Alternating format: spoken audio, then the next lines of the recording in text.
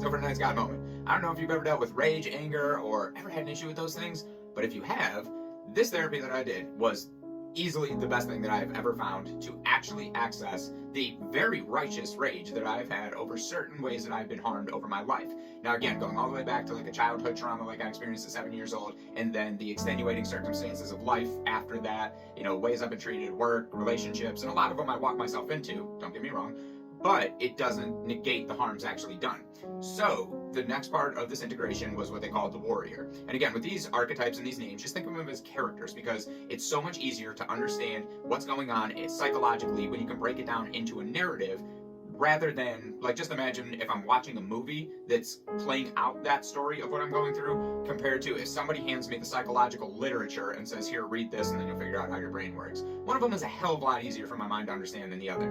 So in this one, what they call the warrior archetype, this is the part of me that was formed in my psyche that would do anything that I could to protect that inner child that got harmed. So this is the part of me that was always on the defensive. It's what put my fight or flight system on all the time. He was like the guy guarding the black wall all the time in Game of Thrones. Like, it was so overbearing that even people who genuinely did love me in certain areas of my life, he would still, that part of my psyche would still literally lash out just to keep anybody, because even love meant vulnerability, and that vulnerability is what got us hurt in the first place, so that part of me was protecting it. So as I go through this integration process and I start to recognize this part of my psyche, it starts to access all the rage that that part of me was suppressing and keeping down, the part of me that needed to express the anger from what had happened to me.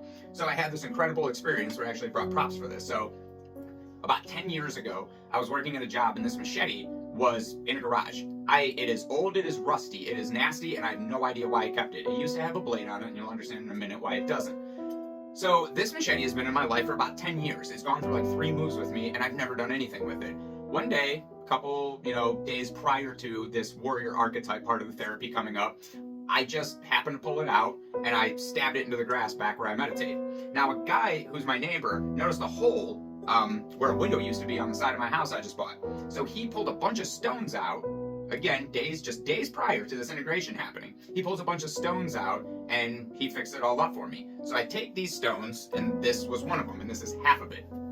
I took these stones over, and I put them in the backyard where I meditate. So this stone had another half, and as I'm going through this rage process, this is one of the hardest parts of therapy, is if you're actually accessing the stuff that's deep down in you that you're trying to get rid of, you have to get rid of it, and it has to come out in some way, shape, or form, and you better find a healthy way, because if you don't, it will come out on the people around you just like before.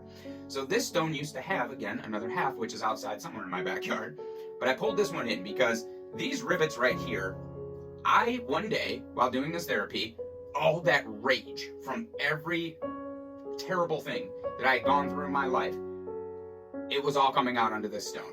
This machete, I would just take, and I would go back there, and I would just bam, bam, bam. And I would never, ever, ever do anything more than just chip away a little bit at a time. The anger that was coming through me, and I could barely knock anything off of the stone, because again, it's just old, it's not sharp.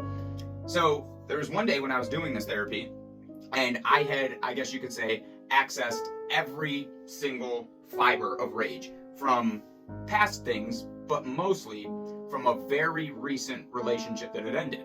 And so as I'm going through processing the emotion of the harm and the pain and the humiliation of it and all that anger that needs to go somewhere, I walk outside almost in a freaking trance, and I go to that big stone that I have been hacking away at through this therapy over the course of days, and again, barely making a notch in it. So I take this machete, and I am losing my mind, just beating and beating.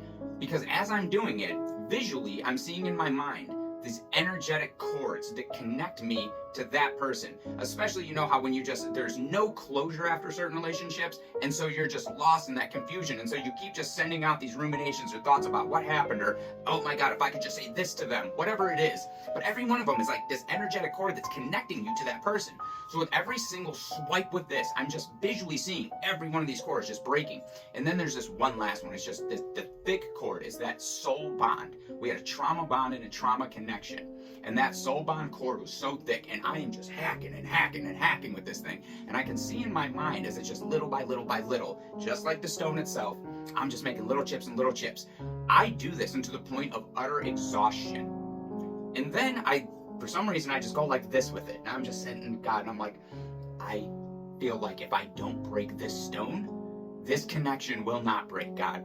And again, psychologically, if you are acting it out and visualizing what you're doing, what I'm doing as far as severing the connection to this person, and I'm physically acting it out by severing this block, the mind and body connection, when they come together like that, that is where you find a profound breakthrough. But I am exhausted, and I'm like, I don't care if it takes 24 hours straight, I'm going to beat the shit out of this thing until it breaks. And all of a sudden, I get this just insane feeling of energy coursing through my right hand. And if anybody's ever seen the movie Bloodsport, there's a scene where the guys are breaking bricks with their hand, and I'm sure people have seen millions of videos about it on YouTube. So I just get that vision in my head, and I just feel this energy just coming into my hand. So I just keep letting it build and build and build and build until I feel God saying, now. And I just go 1, 2, and on the third one, this big ass thing that I could barely make a chip on just breaks right in half. And the moment it did, my rage just went away. It was gone. I literally collapsed onto my knees, and I was just sobbing with relief. The rage had finally collapsed into what's underneath of it, which is the sadness. And the sadness is the actual emotion that you're trying to get to, because once those tears come, that's the flood, that's the washing it all away. Now again, this does not mean that when I was done, I've just not been angry and I've not been rageful. Quite the contrary, it showed me how much I had in me, and then I needed to learn how to redirect that and turn it into a positive energy. But of course, after getting like so much of it out in such an intense manner, it was a night and day difference in my life. I've had some extremely difficult situations thrown at me since then, and some of them I've gone a little over the top maybe than what I needed to, but I've handled everything in such a sovereign manner, by comparison, a tenfold better than I ever have before.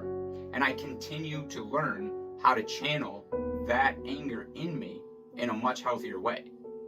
All that came from literally asking a ChatGPT, hey, how do I do this Carl Jung's shadow integration therapy? And I followed it. But again, I also keep with people I have a counselor that I bounce this stuff off of, and I have a circle in AA, I have a sponsor, and I have a community of people around me.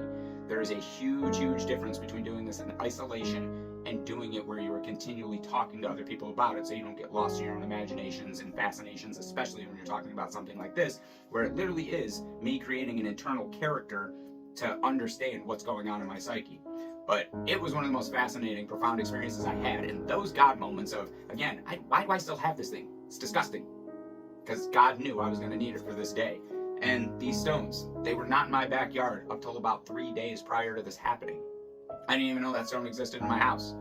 The things God does and the way He puts these things together, utterly fascinating. So, hope you're able to stick around for that entire thing. I know it was a little lengthy, but you gotta tell a story, you gotta tell it right.